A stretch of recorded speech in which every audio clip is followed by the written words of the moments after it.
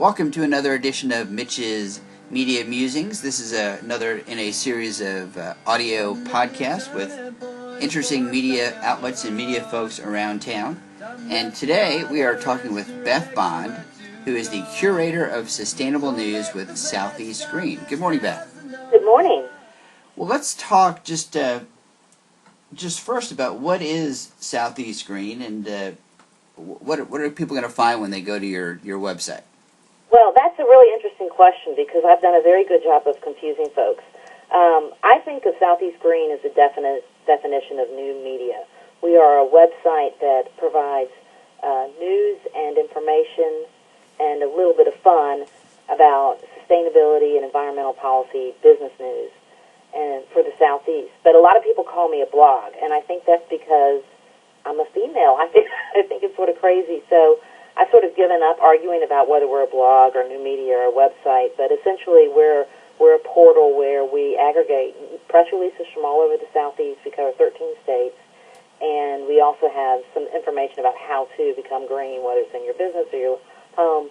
But then 80% of the content is news from businesses and from nonprofits and from government entities telling us about sustainability.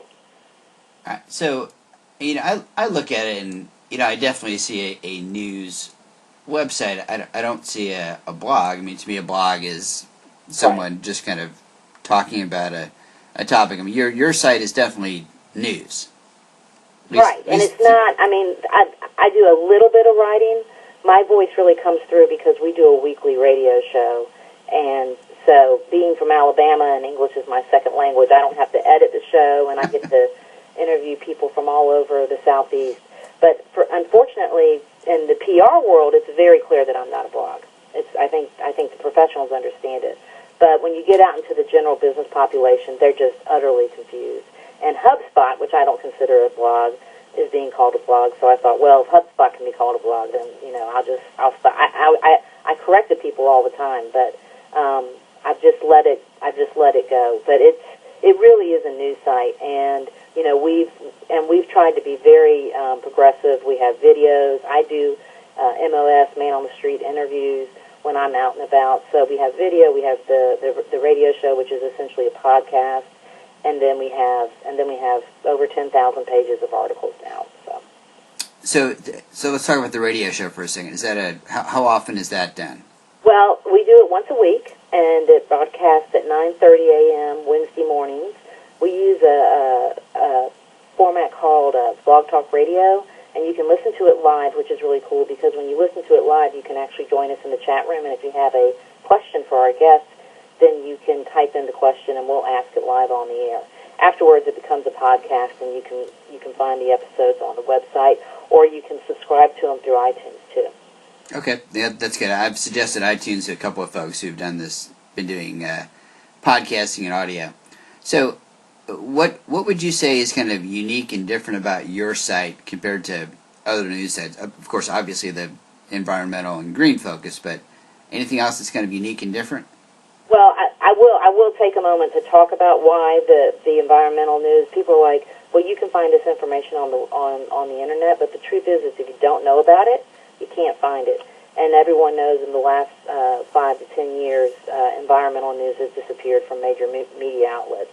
So I have become the place for the environmental and sustainable community to get their news and to find news.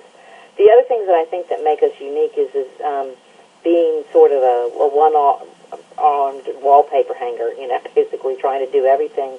We can be pretty nimble, and so we can adjust to the latest technology.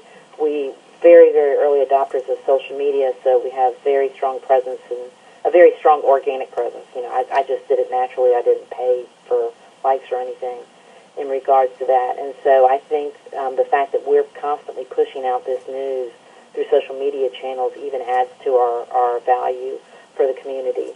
And, social media may not be unique, but I just attended Digital Atlanta the other day, and I saw a panel of TV professionals, and we all know newspapers are going away, or at least, evolving into these online entities. But I was sort of stunned by the lack of social media acuity of these TV folks. And all I could think of is wow, not just papers that are going to be going away. I mean, these guys are so antiquated in the way they're thinking about it, communicating the news. TV's going to, this is going to go away too. So, which was a real revelation to me, because I just thought I would get in there and just be so wowed by what they were doing, but most of them didn't even use Twitter. And Twitter is now, one of the primary ways, urbanites at least get their news. Right, and you're on Twitter. What's your Twitter address? It's Beth S.E. Green, and I am very active, and I always sort of warn people, because one of the things, this is another proposition where we're really unique. I took one journalism class in college, and I am not a journalist by trade. I certainly understand the professional demands of being a journalist and respect that as the fifth estate, but I'm not a journalist. And so when I was going to events, I wasn't going to be taking notes and writing articles. It's not my forte, but it turns out that all those years in student government really paid off, because I'm a great note taker. So what I do is when I go to an event, I tweet live. And so people who can't attend the event actually follow me along. They'll actually tweet me questions that I can ask the speakers at the event.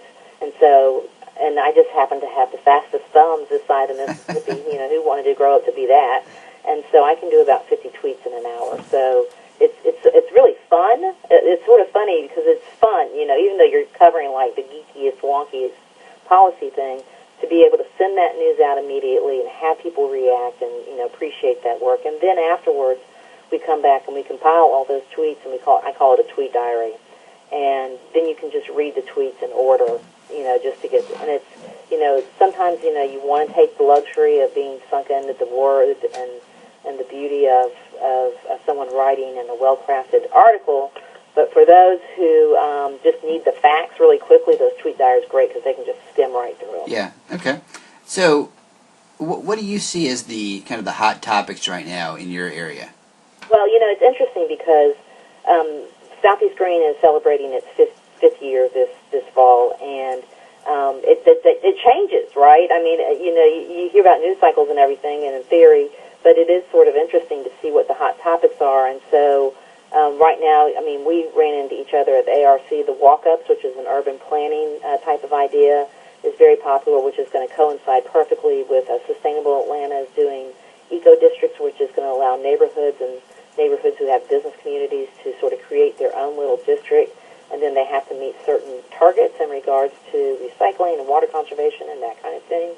Other hot topics right now are the non-GMO labeling fight that is still going on. And, of course, the Public Service Commission right now in Georgia, and this is not for the whole Southeast, but for Georgia, is listening to a rate case, and it involves more solar in regards to how solar is going to be treated. So solar has been really hot. We've made national news from Georgia because of the Green Tea Party Coalition, which is the Green Tea Party. The Tea Party folks of Georgia teamed up with the Sierra Club, talking about odd bedfellows, and talking about how conservatives need to embrace solar. So it's been sort of an exciting last 4 or 5 months following that. So for companies or PR people who want to contact you, what's the best way to get in touch with you? It's funny because as much as I love to say that I've adopted new media, there's two ways. There's the old-fashioned way. Email is really the best way, especially if you have something longer than a tweet. But I have to take on the journalism hat, because it turns out the best way to get in touch with the journalist is through Twitter, and that is true for me too. So Beth S.E. Green, again, for the Twitter handle, and my email address is beth@southeastgreen.com. And for any of your listeners who are looking, they've got sustainability news and they're trying to get it, and as long as it's in the Southeast, it always has a home at Southeast Green. Okay, and photos definitely good. I know you like to have a good photo with the story as well. Absolutely, and like I said, we're leveraging all types of social media, so if we get a photo, it makes it very easy for us to pen the article. How about video? If someone wants to give you some video, can you use that on the site as well?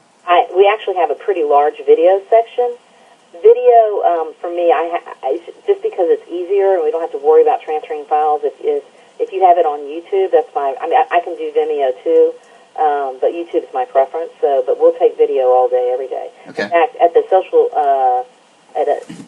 social media conference, they were talking that 80% of people would rather see pictures and video over articles, which which is sort of funny because most of the site's articles. So. Yeah, we put things on Dropbox a lot for media, just so I can pull it down that way too. But sometimes YouTube video is not quite. It's great for websites, but not always good for TV if you want to share video that way. Absolutely, and that's the other thing. I mean, because we've leveraged the internet, it's YouTube's great, and I don't have to worry about quality. It's the same thing with the images. You never, like, oh, well, you need a high res image. You never really need a high res image for the website. Right. And I always prefer a larger image so I can crop it down. Tiny images are a problem, but the nice thing about the web is those issues with size and resolution, right, which I really appreciate. Trust me. I mean, I'm not trying to take away from the work of photographers or videographers. I just don't need that quality. Okay. Well, great. Well, we've been talking with Beth Bond, who's with Southeast Green. The website is www.southeastgreen.com, and Beth mentioned earlier the Twitter address and an email. So if you have environmental or green-related news, shoot her some info and see if she can use that on the site. Beth, thank you very much for your time this morning. We appreciate it. My pleasure and honor to be with you today, Mitch. Great. Well, well, folks, you've been listening to Beth, and this is another edition of our Mitch's Media Musings podcast. If you want to get kind of a archive of previous podcasts, you can go to your Left Atlanta Media or Mitch's Media Match subscription and find a link to the podcast page. And as always, if you want to get friends to sign up, send them to the website, and we'll see you next month.